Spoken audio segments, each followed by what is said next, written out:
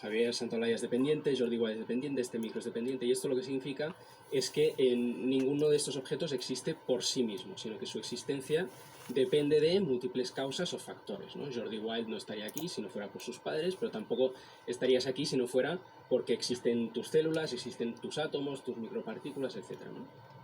Entonces él dice, vale, genial, tenemos esta experiencia de que las cosas que nos rodean son dependientes. Ahora dice, imaginémonos que conseguimos meter toda la realidad en este micrófono, ¿vale? Dice, todo está en este micrófono.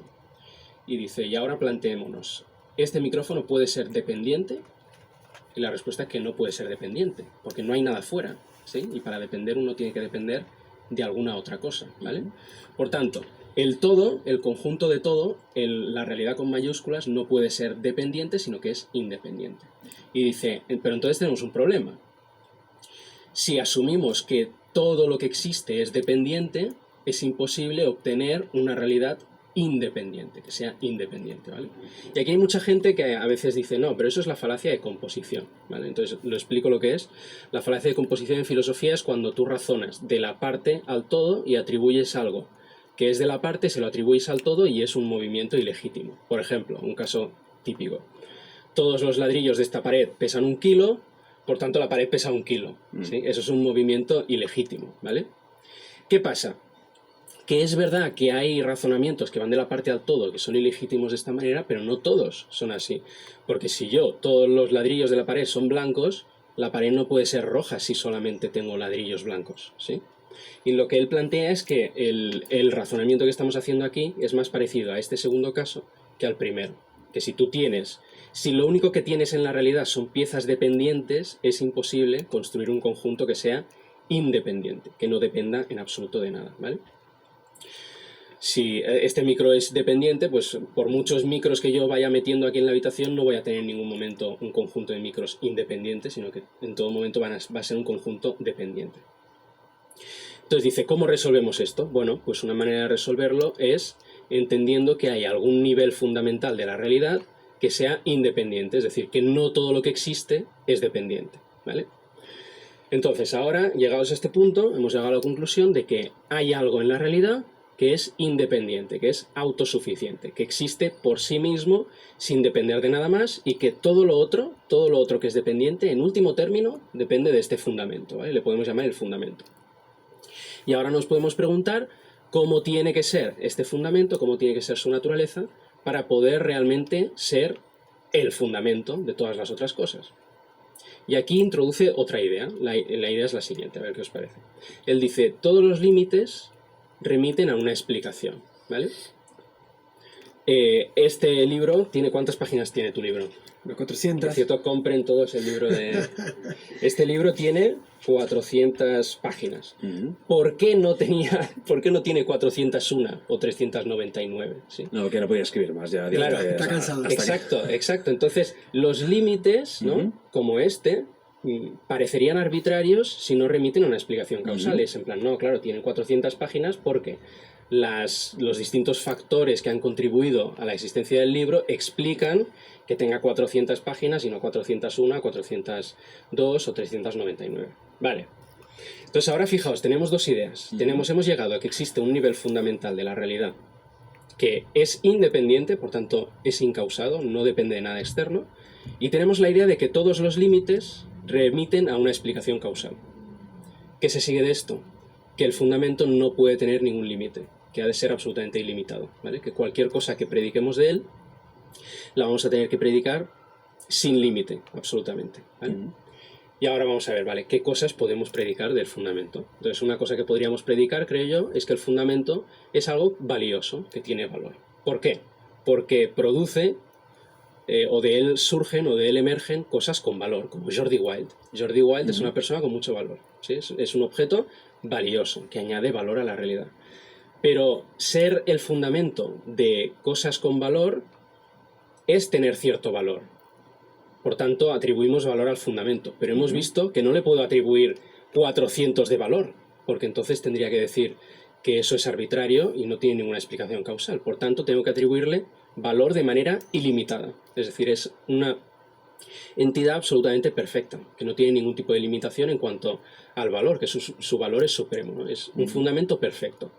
Y luego nos podemos preguntar también, y aquí sería ya combinar esto con el argumento teleológico, ¿no? Nos podríamos preguntar, bueno, ¿cómo tiene que ser este fundamento para poder dar pie al tipo de realidad que observamos? Que es una realidad en la que hay seres vivos con seres como nosotros que, bueno, lo hemos discutido antes, pero que yo creo que somos autoconscientes, libres, moralmente responsables, somos capaces de conocer la verdad sobre las leyes del universo, las verdades más abstractas de la matemática y de la lógica, etcétera, que encima es un universo que está petadísimo de belleza, o sea, a mí me parece bellísimo el cosmos. Entonces yo veo estas cosas y digo, me parece que eso se explica mucho mejor si ese fundamento tiene un sesgo hacia el valor, ¿sí? Porque si en cambio el fundamento produjera realidades sin ningún tipo de preferencia, no esperaría encontrar una realidad tan bella, tan valiosa con seres como nosotros, ¿no? Por tanto, tengo que atribuirle un sesgo hacia el valor y la mejor manera que yo veo de explicar eso es que se trate de un ser al que haya que atribuirle inteligencia de algún modo. Entonces, este a mí me parece que es un argumento muy interesante, que es bastante intuitivo. Lo que decía antes, se puede discutir literalmente cualquier paso y los filósofos no nos cansamos de hacerlo nunca, pero me parece que es un argumento que es interesante. ¿Qué te parece? ¡Qué loco! Bueno, la causa de todo el efecto que vemos tiene que ser una causa independiente. Y la causa autora del efecto que vemos. ¿Qué es el efecto? El efecto es el universo. ¿Qué es el efecto? El orden astronómico y matemático. Ese orden también tiene algunas excepciones de programación, parece que de programación, de un cerebro, de una mente inteligente. Entonces, cuando vemos el orden del universo y cómo todos los planetas, soles, galaxias, estrellas, aún los asteroides, obedecen leyes y normas que la causa inicial colocó, como son leyes de física, leyes también eléctricas, leyes electrónicas, leyes magnéticas, y que todas están escritas en números, en cantidades matemáticas. O sea, todos los planetas, galaxias, meteoritos, estrellas, obedecen leyes y normas matemáticas que la causa inteligente y sabia inicialmente les colocó. Ahora, cuando ese es el efecto macro que vemos, como es el universo, las constelaciones, el firmamento. Pero ahora vamos a entrar a la naturaleza, lo que hay dentro de la Tierra. Entonces, lo que hay dentro de la Tierra ha necesitado una mente sabia, una mente inteligente, que hizo procesos, que hizo programación, que hizo planeación y que creó seres con normas y leyes matemáticas. Cuando nosotros vemos los árboles,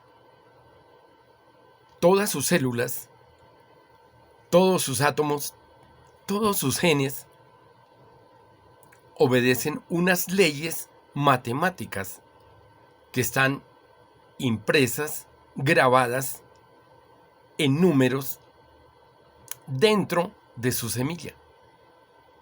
Y esa semilla va a producir ese árbol. Pero están también grabadas matemáticamente en las células, en los genes. Asimismo vemos las aves y asimismo vemos los animales, los insectos y los seres humanos.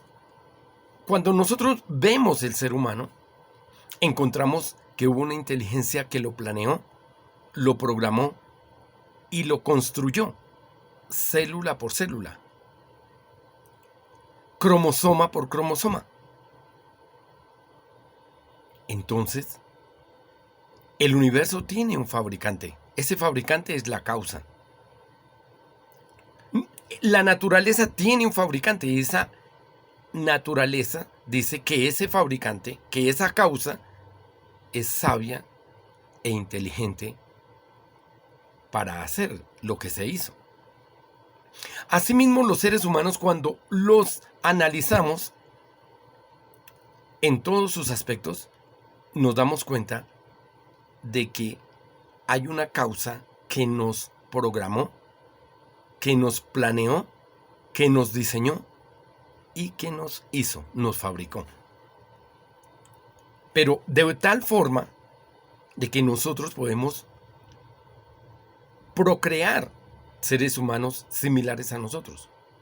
Ahora, nosotros los seres humanos hemos hecho evolucionar el carro, al avión, ¿sí? Al automóvil, al avión, los cohetes, bueno, todas las naves espaciales. Y sin embargo, un avión no produce otro avión. Ni un carro, un automóvil va a producir otro automóvil. O sea, nos falta muchísimo, muchísimo para llegar a igualar a la mente perfecta, a la mente sabia, a la mente inteligente que llamamos fabricante del universo, creador, Dios, bueno, God, Teos, Deos,